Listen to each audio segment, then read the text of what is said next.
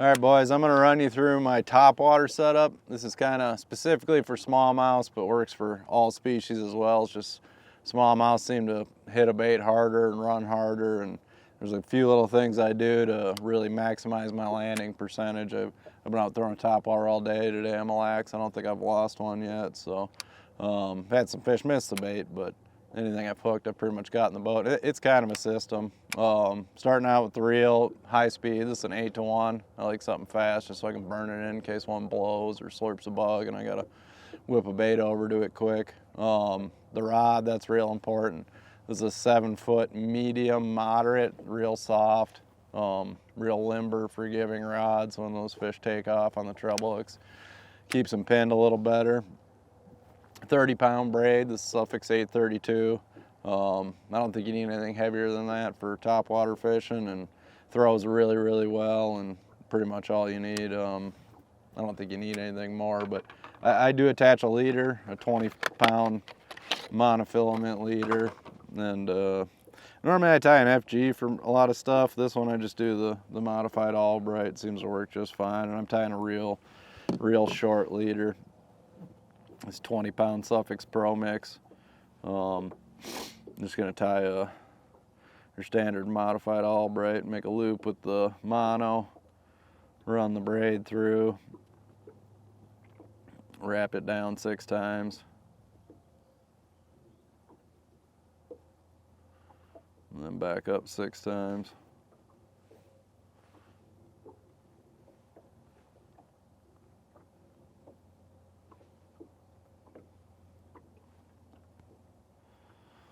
And then you gotta make sure when you're finishing this knot, you see the braid comes in from, depends which way you hold it, but on this way, it's coming in from the top going down through the monofilament. You wanna make sure you follow the same way with your tag.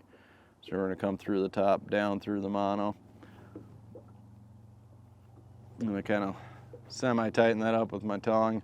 And then the key with this knot, you wanna pull just the main on the braid, and then the main and the tag on the mono. If you pull the main or the tag on the braid, it doesn't seem to seat as well. So just pull that down real tight. Pretty low profile knot, fairly strong, not quite as strong as an FG, but like I said, I'm fishing treble hooks on braid, so I'm not pulling crazy hard on them. And I'm not too worried about trimming these tags real short, just because this knot's never gonna go through a guide. I'm gonna tie a real short leader on here. I'll have to pull off a little bit of line to tie our knot. I'm gonna tie to a clip, which is a VMC crankbait snap. I prefer these for topwaters. Even on baits that got a split ring, I'll pull it off and tie to this. I can switch baits if I need to, and I prefer to tie to this instead of a split ring. Nothing fancy here either on the knot. I'm just going to polymer. I'm just gonna choke it down real tight. This leader just needs to be a little longer than the bait. It's just basically to keep your bait from, your treble hooks from falling in your line. That braid's super limp, and this mono is a little more rigid.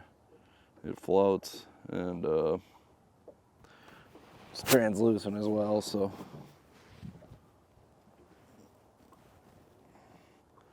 I'll cinch that down. So pretty short leader. It's probably a 10-inch leader. Trim the tag off.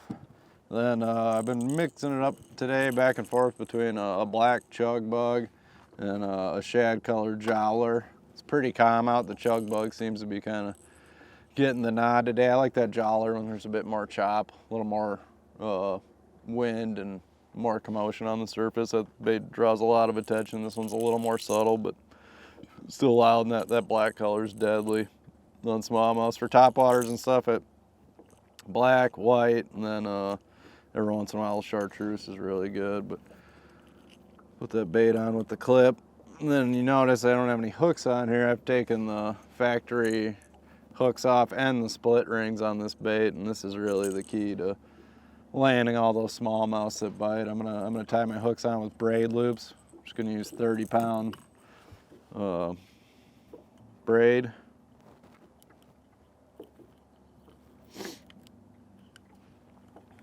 Pull me off a, I don't know, 18-inch, 2-foot section, something like that.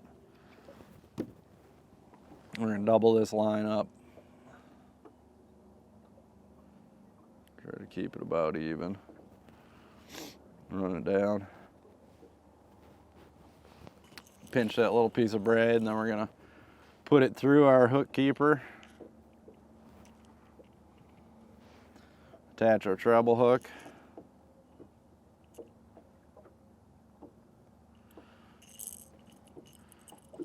And you get about equal distance of line on here. You're gonna take the loop end and I don't know how else to describe it, but turn it inside out, and you'll end up with a loop around itself. Take the tags of the braid, put it through that loop, and I'll get it semi-snug down to a smaller loop, and this is where you're gonna need a tool.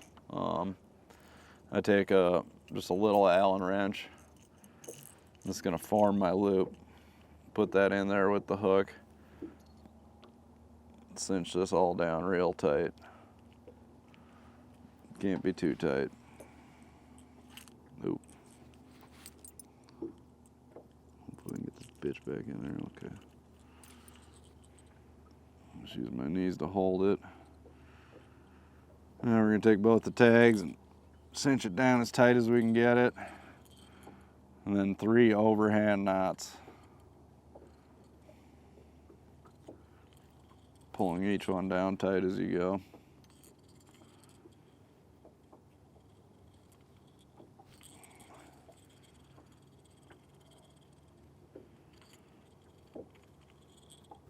All right, and when you got your 3rd knot tied real tight, that's when you want to trim your tags. You want to trim these fairly short because you're going to end up, I'll show you in a second, but we're going to end up burning these. So you don't want a lot left on there. And then you should be able to kind of pinch each side of the knot and wiggle out your Allen. And then you got a braid loop. And what that does, instead with the split rings, when a fish grabs that, especially a crazy smallmouth, with a split ring, he'll turn about that much and it'll lock up, and he's got a ton of leverage to be able to get off, jump, pull off, whatever he's got to do. But with that braid loop on there, that thing can, you know, make 4 or 5 full turns before it even gets snug. And that's really a big key to landing on these smallmouths on the top waters. But so we got that on there. You got those tags nice and short. Pull out the trusty back. And this is important. You got to burn these ends down, or else this will unravel. You got to be careful you don't burn too much. Pinch them down. Then obviously, before I make a cast in a tournament or whatever, just fun fishing, I'm gonna pull on that really good and make sure that knot's strong. That's plenty strong enough to catch any size of fish. We'll do the same for the back. Pull this off another about 18 inches of braid.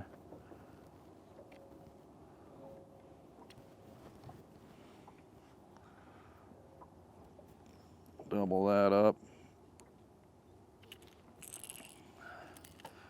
Come through the back hook hanger.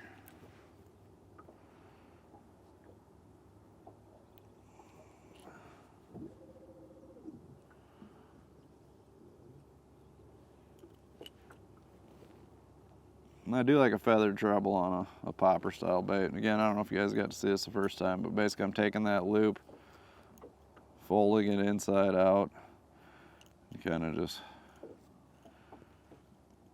making a loop around itself, run the tags through it, and slide our little Allen in there and tightening everything up real good before we start tying our knots.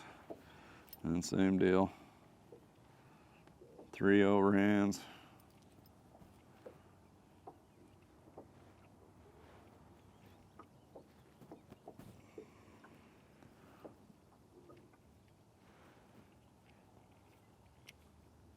Pull it down real tight.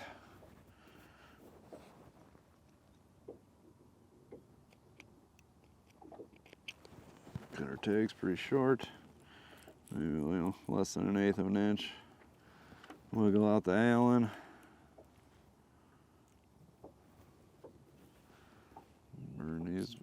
Burn these guys down tight. This is important. You got to make sure you do this.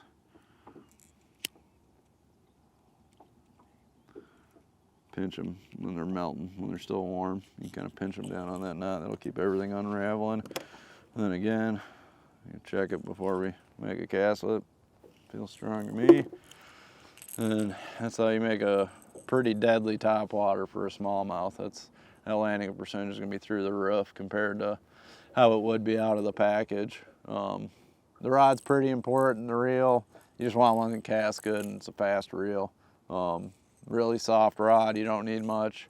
And then those braid loops with some good sharp. I put the VMC Redline treble hooks on there. Super sharp hooks, and that's kind of the setup. And as far as setting the hook goes, a smallmouth, they'll miss a bait a lot, so that's the reason for the braid instead of the straight mono. I just keep working it. Today they've wanted it pretty fast. Sometimes they'll want it slow. They'll come up and hit it when it's sitting still, but for the most part, I'm just chugging it along the whole time. Same deal with the jowler, keeping it moving. But the nice part with the braid, when he comes up, a lot of times they'll hit it 2-3 times before they get it. So just having the no stretch out of the braid, I can just keep working the bait, and he'll miss it, and then, I'll just go to twitch it another time when he comes up, and it'll lock up, and then I got him. I can just lean back, keep my drag pretty light. There's nothing for him to get in out here. You can let him run around, but that little setup right there is probably the best landing percentage you're gonna get on treble hook topwater smallmouths, jowler, poppers, prop baits, whatever it may be. That setup's pretty deadly. That's where those braid loops and the really sharp trebles make a difference. You catch a ton of, they're blasting the bait, but you get a lot of them hooked just one outside the mouth. They go crazy, they're fighting, pulling, jumping. Those braid loops, really allow that bait or that hook to have a lot of freedom when it's in there, and that's how you catch those fish. So split rings and not good treble hooks, and that fish comes off 9 times out of 10, but not a giant, but just using it as an example to show you how much the setup matters.